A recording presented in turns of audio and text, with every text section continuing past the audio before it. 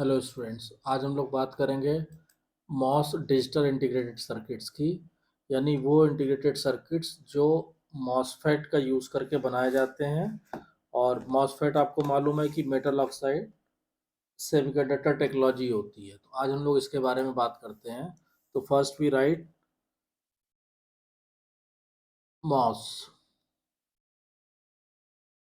ठीक है। मॉस का मतलब हो गया आपका मेटल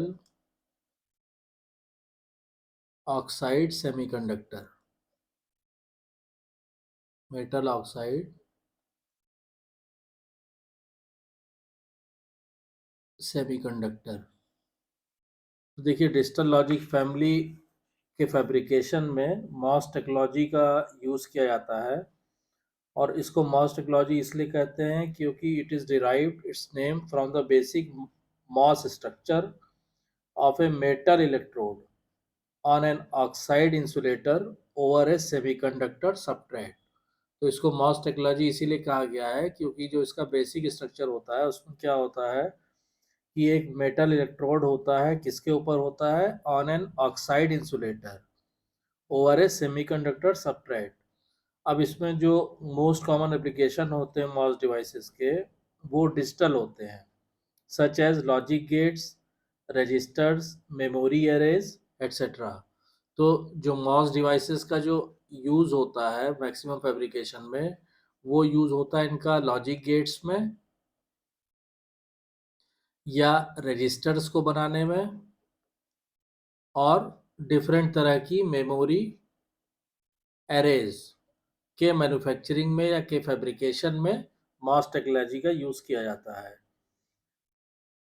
मॉस आईसी जो होते हैं वो, उनकी जो एकोमोडेशन कैपेसिटी होती है, यानी कि आप कह सकते हैं कि MOS ICs can accommodate a much larger number of circuit elements on a single chip than the bipolar ICs. तो जो मॉस आईसीज होती हैं वो, उनकी जो कैपेसिटी होती है, उन मतलब उन एक मॉस आईसी पे आप कहीं ज़्यादा नंबर ऑफ सर्किट्स बना सकते हैं इन कंपेरिजन विद बाईपोलर आईसी। मतलब बाईपोलर आईसी मतलब ये बीजेटी का यूज़ करते हैं, और यहाँ पे ये किसका यूज़ करते हैं? मॉसफेट का। तो इस पे जो है एक आईसी पे आप कहीं ज़्यादा सर्किट एलिमेंट फॉर्म कर सकते हैं इन comparison with the bipolar ICs. ठीक है, on a single chip. And the most important advantage of MOS ICs is its relatively low operating speed when compared to bipolar IC family। इसकी जो operating speed होती है MOSFET की, moss ICs की, वो relatively low होती है, low operating speed in comparison with bipolar ICs. इसीलिए मॉसफेट आईसीज का मैक्सिमम यूज किया जाता है इन क्वालिटीज़ की वजह से। अब देखिए, मॉस टेक्नोलॉजी को पढ़ने से पहले, ठीक है, मॉस टेक्नोलॉजी से कैसे लॉजिक गेट्स बनते हैं, कैसे रजिस्टर बनते हैं, उससे पहले आपको मॉसफेट के बारे में एटलीस्ट एक बेसिक इंट्रोडक्शन आपको होना चाहिए, या ब्रीफ नॉलेज आपको मॉसफेट के बारे में होनी चाहिए। तो पहले हम लोग डिस्कस करते हैं मॉसफेट। ठीक है। तो देखिए, मॉसफेट क्या होता है कि मॉसफेट में the channel can be of P type और N type depending on whether the majority carriers are either holes और इलेक्ट्रॉन्स। तो ये पी चैनल मॉसफेट भी होता है और एन चैनल मॉसफेट भी होता है। डिपेंड करता है कि उस चैनल में मेजॉरिटी कैरियर कौन है। अगर होल्स हैं तो वो पी टाइप होगा, अगर इलेक्ट्रॉन्स हैं तो वो एन टाइप होगा। और जो इसका ऑपरेशन होता है, मोड ऑफ ऑपरेशन, यानी कि सबसे पहले तो आप ये समझ सकते हैं कि जो मॉसफेट होता है, मॉसफेट, वो डिपेंडिंग अपॉन द चैनल आप उसको पी चैनल मॉसफेट भी फैब्रिकेट कर सकते हैं और एन चैनल भी कर सकते हैं, पहली चीज़। दूसरी चीज़, अगर मॉसफेट को depending upon mode of operation पे अगर आप क्लासीफाई करेंगे, तो आप दो तरह के मॉसफेट फैब्रिकेट होते हैं। एक होता है enhancement type, that is called enhancement type MOSFET, और दूसरा होता है डिप्लीशन टाइप, डिप्लीशन टाइप। तो चैनल पे अगर आप क्लासिफाई करेंगे तो पी चैनल, एन चैनल, और अगर आप मोड ऑफ ऑपरेशन पे क्लासिफाई करेंगे, उसके काम करने के ढंग पे, मोड ऑफ ऑपरेशन पे, तो आप दो तरह से क्लासिफाई कर सकते हैं, एनहेंसमेंट टाइप और डिप्लीशन टाइप। इसमें क्या होता है कि देखिए मोड ऑफ ऑपरेशन किस पे डिपेंड करता है, it depend on the state of the channel region at zero gate voltage. तो ये जो मोड ऑफ ऑपरेशन है, ये इसमें क्या करते हैं कि गेट वोल्टेज को, अगर हम गेट वोल्टेज को जनरली जिसको हम लोग रिप्रेजेंट करते हैं वीजी से, अगर उसको हम ज़ीरो कर दें, ठीक है, तो चैनल का क्या स्टेट होता है उसी पे मोड ऑफ ऑपरेशन डिसाइड होता है। If the channel is initially doped lightly with P type impurity, a conducting channel exists at zero gate voltage and the device is set to operate in depletion mode। मतलब कि अगर channel को आप slightly dope करेंगे P type impurity से, तो क्या होगा कि चैनल जो है कंडक्शन शुरू कर देता है जीरो गेट वोल्टेज पे, तो इसको बोलते हैं depletion mode. In this mode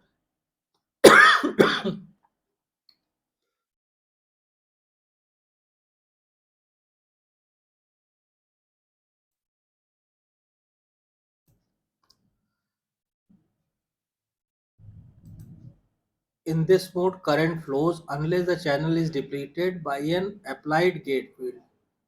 If the region beneath the gate is left initially uncharged, a channel must be induced by the gate field before current can flow. Hence, the channel current is enhanced by the gate voltage and such a device is set to operate in the enhancement mode.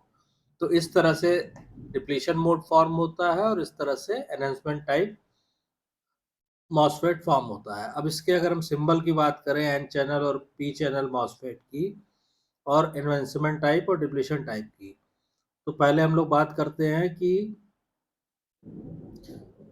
जैसे BJT में 3 terminal होते हैं, वैसे ही आपके MOSFET में भी 3 terminal होते हैं। इनका नाम होता है गेट, ड्रेन और सोर्स। तो जैसे अगर आप एन चैनल मॉसफेट अगर आप बनाएंगे, तो सपोज कीजिए हमने कहा कि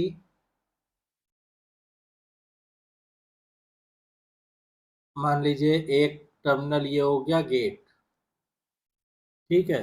अब उसके बाद क्या करेंगे, आप यहाँ पे आप इसको फॉर्म कीजिए, 1, 2 और 3, ठीक है। ये हो जाएगा आपका ड्रेन,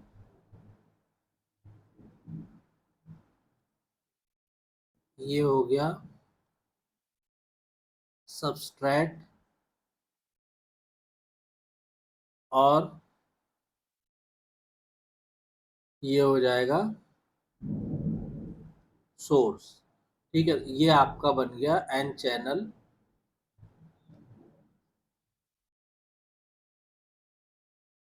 मॉसफेट। इसके 3 टर्मिनल हो गए, ड्रेन हो गया, गेट हो गया, सोर्स हो गया, ठीक है। अब इसमें क्या होता है कि देखिए जो ये जो डायरेक्शन ऑफ एरो है, the direction of the arrow indicates the type of channel P और एन। तो ये देखिए एरो इस साइड में है, तो इसका मतलब ये आपका एन चैनल है। अगर ये अपोजिट साइड में होता तो पी चैनल में होता। अब इसमें क्या होता है कि the symbol shows a broken line between the source, subtract and drain. अब ये आप जो देख रहे हैं ब्रोकन लाइन, जो आप ये जो लाइन आपको, ये दिस वन, ये जो ब्रोकन लाइन दिख रही है, ये क्या शो करता है कि the symbol shows a broken line between the source, subtract and drain to indicate that there is normally no conducting channel among these electrodes. मतलब इन इलेक्ट्रोड्स में कोई कंडक्टिंग चैनल नहीं होता है। The symbol also shows a separation between the gate and the other terminals to indicate the very high resistance. तो ये देखिए गेट और अदर टर्मिनल्स के बीच में ये जो गैप दिखाया हुआ है, ये जो गैप दिखाया हुआ है, ये शो कर रहा है कि इसका जो रेजिस्टेंस होता है वो बहुत हाई होता है, मतलब that is greater than 10,000 mega ohm. इससे भी ज़्यादा इसका रेजिस्टेंस होता है गेट और चैनल के बीच में। तो ये डिस्टेंस वही शो कर रहा है। तो ये तो हो गया आपका एन चैनल मॉसफेट, और ये किस टाइप का है, ये है एनहेंसमेंट टाइप। तो आप इसको यहाँ पे लिख सकते हैं, दिस इज एनहेंसमेंट मॉसफेट। ठीक, इसी तरह अगर मान लीजिए आप पी चैनल बनाना चाहें, तो सारे सब कुछ सेम बनेगा इसमें, लेकिन ये जो एरो की डायरेक्शन है इसको आप रिवर्स कर देंगे। तो मान लीजिए अगर आप पी चैनल बनाना चाहें, तो सपोज कीजिए ये आपने कहा कि ये गेट टर्मिनल हो गया, फिर एक, दो, तीन, ये आपने किया, ये ड्रेन हो गया, यहाँ पे ये सबस्ट्रैट हो गया, और ये आपका सोर्स टर्मिनल हो गया। ठीक है, अब ये एन चैनल है, आपको पी चैनल करना है, तो जो एरो की डायरेक्शन है ये आपकी इस तरह हो जाएगी बस। ठीक, तो इसको आप लिख सकते हैं, this is P channel, P channel, और ऑफ कोर्स ये भी आपका एनहेंसमेंट टाइप मॉसफेट है। क्लियर? तो ये बेसिक होता है, बेसिक कंस्ट्रक्शन हो गया आपका मॉसफेट का। पी टाइप भी हमने आपको बता दिया, पी चैनल भी और एन चैनल भी। अब ये जो पी चैनल और एन चैनल मॉसफेट होते हैं, इनको शॉर्ट में हम लोग पी मॉस और एन मॉस भी लिखते हैं। तो जैसे हमने कहा पी मॉस, फिर एक हो गया आपका एन मॉस, और इन दोनों का जो कॉम्बिनेशन होता है वो एक नए तरह का मॉस बनता है, that is called CMOS. इसको भी अभी हम डिस्कस करते हैं।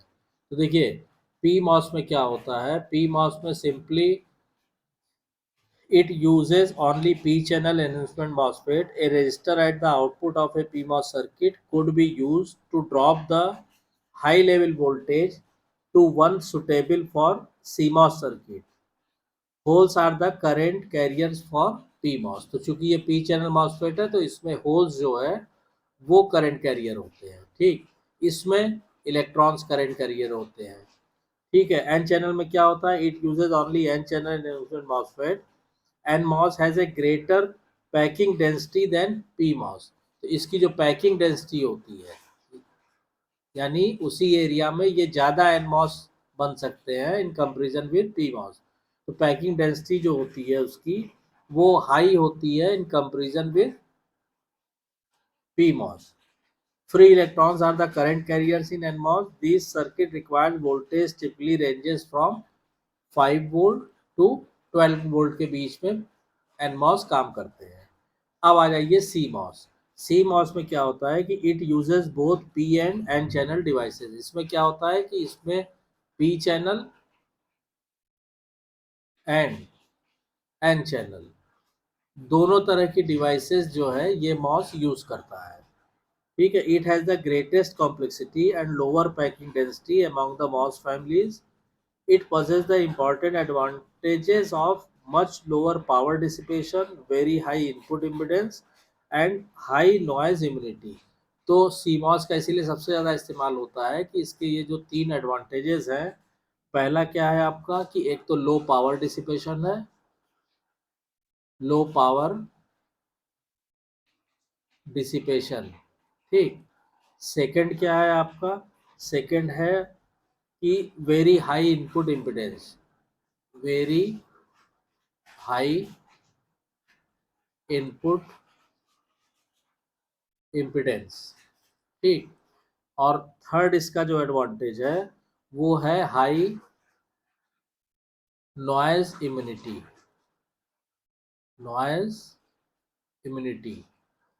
ठीक है, ये इसके तीन मेन एडवांटेज हैं, इसकी वजह से सीमॉस का ज़्यादा यूज़ किया जाता है। ठीक है, अदरवाइज इसकी जो कॉम्प्लेक्सिटी होती है, देखिए इसकी ये ग्रेटर कॉम्प्लेक्सिटी होती है इसमें, पहली चीज़, और लोएस्ट पैकिंग डेंसिटी होती है, यानी पैकिंग डेंसिटी इसकी जो है वो लोएस्ट होती है। ठीक है, लेकिन इसके बावजूद भी ये जो एडवांटेज है, lower power dissipation, very high input impedance और हाई नॉइज इम्यूनिटी, इसकी वजह से इन सीमॉस का वाइडली एप्लीकेशंस में यूज़ किया जाता है। The CMOS logic gates are use in battery operated portable equipment.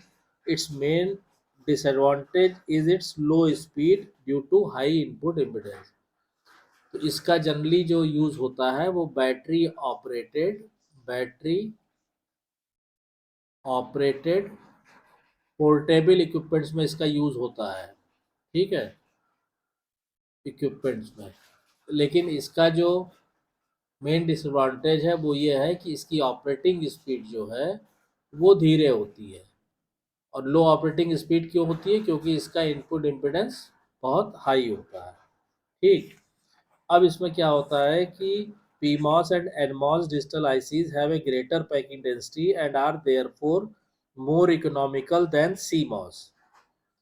तो PMOS और NMOS की जो पैकिंग डेंसिटी होती है, वो पैकिंग डेंसिटी मतलब एक पर्टिकुलर एरिया में आप कितने सर्किट बना सकते हैं, ठीक है। तो PMOS और NMOS की ज़्यादा बेटर होती है इन कंपेरिजन विद CMOS। इसलिए इकोनॉमिक पॉइंट ऑफ व्यू से PMOS और NMOS का यूज़ किया जाता है। NMOS जो होता है उसकी स्पीड लगभग दुगनी, मतलब NMOS is as faster as twice to that of PMOS। PMOS and NMOS find their widest application in LSI। तो PMOS और NMOS का जो मैक्सिमम यूज़ होता है या ज़्यादा से ज़्यादा यूज़ होता है वो लार्ज स्केल इंटीग्रेशन है। LSI मतलब लार्ज स्केल इंटीग्रेशन में यूज़ किया जाता है, ठीक है। जैसे जो हम लोगों ने शुरू में पढ़ाया था जब फैमिली शुरू की थी, logic family, digital logic family, तो उसमें LSI, VLSI, ULSI ये सब बताया था। तो लार्ज स्केल इंटीग्रेशन में CMOS इसका PMOS और NMOS का यूज़ होता है। और लार्ज स्केल इंटीग्रेशन का मतलब हो गया माइक्रो प्रोसेसर के फैब्रिकेशन में, ठीक है, और मेमोरीज को बनाने में, मेमोरीज, और हो गया आपका रीड ऑनली मेमोरीज को बनाने में, ठीक है, और मेमोरी एरेज को बनाने में, इन सब को बनाने में PMOS और NMOS का यूज़ किया जाता है, ठीक है। और CMOS का जो यूज़ होता है वो होता है मीडियम स्केल इंटीग्रेशन। ये लार्ज स्केल इंटीग्रेशन, ये मीडियम स्केल इंटीग्रेशन। तो मीडियम इसमें तो यूज़ होता है, देखिए, PMOS एंड NMOS, ठीक है। और मीडियम स्केल इंटीग्रेशन में यूज़ होता है CMOS, ठीक है। CMOS का जो मैक्सिमम यूज़ होता है वो मीडियम स्केल इंटीग्रेशन में यूज़ किया जाता है। तो आई होप कि आपको एक बेसिक इंट्रोडक्शन मिल गया होगा MOSFET के बारे में। इसके बारे में फर्दर डिटेल जो है हम लोग कमिंग वीडियो लेक्चर में पढ़ेंगे। आज का वीडियो कॉन्सेप्ट क्लियर हो गया होगा। अगर कोई डाउट या कन्फ्यूज़न है तो कमेंट लाइन में कमेंट करके पूछिए। और अगर वीडियो कंटेंट पसंद आ रहा है तो वीडियो को शेयर कीजिए, लाइक कीजिए, चैनल को सब्सक्राइब कीजिए और नोटिफिकेशन बेल को ज़रूर ऑन कर दीजिए ताकि नेक्स्ट वीडियो की इन्फॉर्मेशन आपको टाइम से मिल सके। Thank you.